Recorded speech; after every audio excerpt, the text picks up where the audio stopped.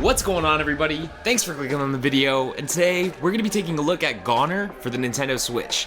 Now, as always, I'm going to be showing you guys exactly how this game runs and plays in TV mode, and I'm also going to be showing you how it runs and plays in tabletop mode as well. So sit back, relax, and let's find out if you should buy it. Alright guys, so I'm going to be playing on the Pro Controller today, which is my preferred way to play the Switch on the TV, especially with games like this. You can see that daily challenges are available in this game, but we're going to just go ahead and jump straight into new game. Now this is a roguelike. That's the most important thing that you need to take away from this entire should you buy it. But at the same time, it's also a very, very good like action platformer. I mean, when you move around in this game, it feels very, very fluid. I feel like I have really good control over Eek, which is like his name, I guess. Whatever Eek is, that's the thing that I'm playing as. And that whale floating around, that's Sally. Now the game doesn't really tell you that. That's just kind of something that I've learned by like looking it all up online essentially while I was getting ready to make this video. But you know, you don't really play GoNNER for the story, even though there is kind of like a little interesting, weird Tim Burton Demented-esque thing going on with GoNNER.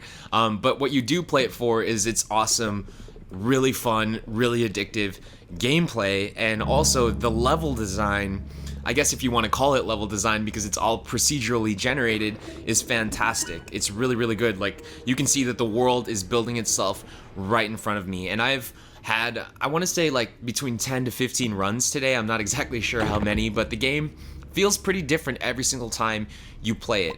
And I know that I said like platforming is a huge part of it, but there's also guns in this game, which is really, really crazy. I did not expect this to be kind of like a shooter, but it really is, in that like you have ammo. You can see in the bottom left there that I'm running out of ammo, but I can reload as well. So you pick up like ammo capsules from different bodies. And even though it's a roguelike and you have to die and restart every single time, like from the beginning essentially, you still pick up and keep the weapons that you find, and all of the ones that I've found so far have primarily just been ranged weapons or guns, but that's okay because, you know, the one that I have right now is like a pistol or a rifle or something. It has a lot of bullets and it shoots pretty fast, but I've also found like this bazooka-like thing, which hopefully I'll be able to stumble across it here, but I just know that there are like at least, I don't know, 7 or 8 different types of weapons that you can get in this game. Maybe more, maybe less, I'm not exactly sure. But yeah, oh, there it is, right there, perfect, let's pick it up. See, the buttons are pretty simple too. I mean, you can shoot with the A button or you can shoot with the R trigger. I like shooting with the A button, but when you do, oh man, look at that. When you do, the rumble feedback is amazing. It takes full advantage of the HD rumble, which is awesome. It's so like satisfying just killing every single one of these enemies, and I always try and make sure to clear out all the enemies because you're gaining points as you play, but at the same time you're also notifications but at the same time you're also clearing enemies to get more items. Like, they drop different things that are important. You can see those I'm not really sure what those purple squares are in the top left of my screen, but you can see that I'm collecting them, and something happens when you die. Like, you can essentially use them to revive yourself or get more ammo. I've only had this game for a day, but I've been playing it all day, and it is really, really fun. I mean, I'm super into it so far. So like, you can see the enemies are, there's different types of enemies. There's flying enemies, there's like that hedgehog thing running down there that looks very, very scary and intimidating.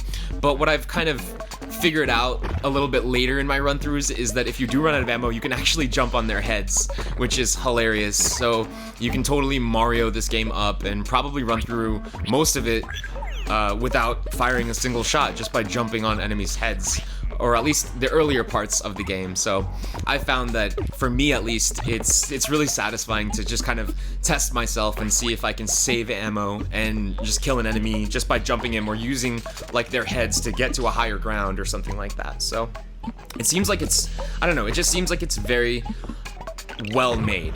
Now, this game was originally supposed to come out in early June, but there was some sort of weird delay. I'm actually not really clear on what happened, but it got delayed by like 2 or 3 weeks, and it's actually on my top 5 games of June list. So if you haven't seen that video, I'll throw a card up there right now. Definitely check that out. But this is definitely I'm happy that I put it on the list because I really am enjoying what I'm playing of it so far. Like, I really feel like I'm gonna be coming back to this game in the same way that I did Graceful Explosion Machine or I did The Binding of Isaac. Now, The Binding of Isaac is a huge roguelike. There's a lot to it. I'm not exactly sure how much depth there is to GoNNER, but I'm yet to complete it. I'm yet to actually complete a full run through because it's extremely difficult. But from what I've played, I feel like I've already put a couple hours into it, and I feel like I'm still seeing new things all the time. So it's very, very good in that way. It's very, very clean in that way. But oh my gosh, dude, these enemies are intense. These enemies, they actually, in the early parts of the game, like, they kind of slowly build them up on you. They don't really give you a bunch of them all at once, but now you can see I'm a couple stages through here, and like, they just tossed all these enemies up there. But luckily I have this bazooka thing, so if I can figure out how to use it. Okay, there we go. Yeah, let me concentrate here. I've been talking a lot. So yeah, if I try and make my way up that wall, there you go. You can shoot through enemies with some guns, which is helpful, especially when you have a gigantic pileup like that. So hopefully we can squeeze right through these guys. There we go. I can't get over that rumble though. That rumble is amazing. It's cool. All right, there's a chest right there. So sometimes there's items in those chests. Sometimes there's health, which is helpful, but really, like, you can kind of maneuver around pretty well in this game. Like I said, like, the controls are nice. So if you're quick, those of you who are skilled in roguelikes can kind of avoid enemies easily. So there's different masks that you can wear. Like right now that I'm wearing this big gigantic skull mask. I started with a smaller mask, and there's other masks, and the masks change how your health works. So like, this mask that I'm wearing now gives me 3 hearts, but the smaller mask that I was wearing earlier gives me gives me more hearts. However, I think that this mask, the larger mask, all right, here we go. All right, yeah, the larger mask might give me some sort of defense boost, but I'm gonna switch back to the smaller mask, and then let's see what else is here. Okay, there's something I've never seen before. What is that thing on the right?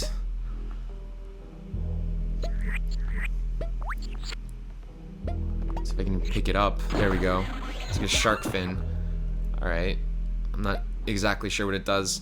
I think these are modifiers in some way. Like, I'm not completely sure how they work, but I'm pretty sure that they amplify your movement in the game, or they amplify like stats or attributes in the game. So like, they could potentially make you jump, or they could at the same time like psych up your weapon like crazy or something like that. Like, I had another modifier that made me shoot like crazy. Like, it just made me non-stop blow up stuff. So I'm wondering what this modifier does. It might be held with a different weapon, or like, it might be sort of like, it might only work with a certain weapon. Okay, we're in a boss room. This is a boss room. Did not realize we were going in there. Should be paying more attention. I'm not even sure what the boss is because there's like so many enemies flying around. Maybe this is like a horde boss or something. I'm gonna stay close to this wall. It's not really doing me much help. Okay, yeah. That didn't work too well. Oh man.